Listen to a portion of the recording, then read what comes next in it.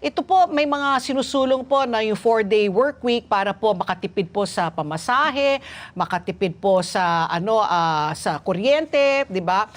What's your take on this? Ang ating bang manggagawa ay pabor? Sang-ayon ba kayo dito o sa tingin niyo po masyado po tayong napapagod dahil po humaba po yung araw natin?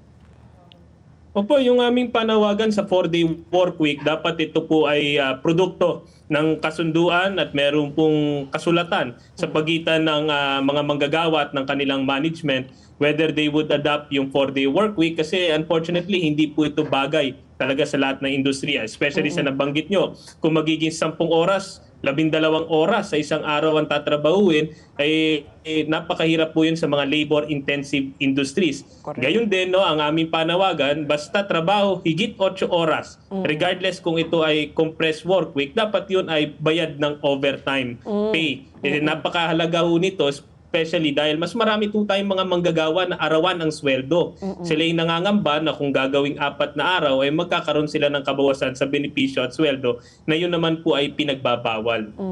So pero may follow-up lang, Jer. Yung overtime pay ho ba, meron na ba tayong batas kung paano i-compute kung 4-day work week po yan?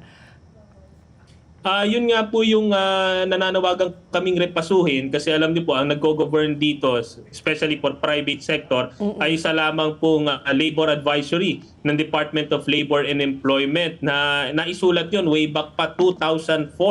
Ang nakalagay kasi doon ay hindi daw overtime pay yung kung 10 hours per day. Pero yun ay directly contradicting yung labor code which states that for a day's work, work over 8 hours should be paid an overtime.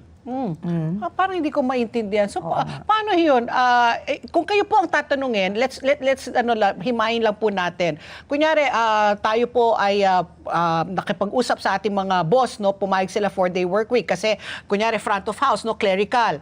So instead of Monday to Friday, Monday to Thursday na lang ako, pero ang pasok ko imbes na 8 to 5 magiging 8 to 7. Para po maging 10 oras, correct ba? Kasi 1 hour lunch break.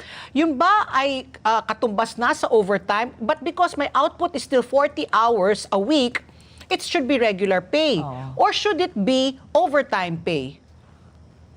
Ang ano po namin ay overtime pay sapagkat yung 8 oras na trabaho po ay yan po talaga yung standard tsaka yan ay fundamental na karapatan ng ating mga manggagawa kasi ang rason doon ay 8 oras na trabaho, 8 oras na tulog, 8 oras na personal na buhay. So kung gagawin nating 10 hours ang trabaho, yung 2 oras kasi kailangan bayaran ho ng premium yon. Kasi pagod na si manggagawa doon, sagad na siya, at gagabihin pa siya ng uwi. Kaya yun ang nananawagan kami na dapat bayaran ho ng overtime yon. Pero ang mas fundamental pa rin sa amin, bottom line sa amin, sana dito po sa mga 4-day compressed work week, hindi lamang po kasi dapat manggagawa yung pinag-a-adjust at hindi po sana ito gamiting pangtapal dun sa mga dapat po lalong gawin ng pamahalaan bukod pa po sa pag-overtime araw-araw ng ating mga manggagawa.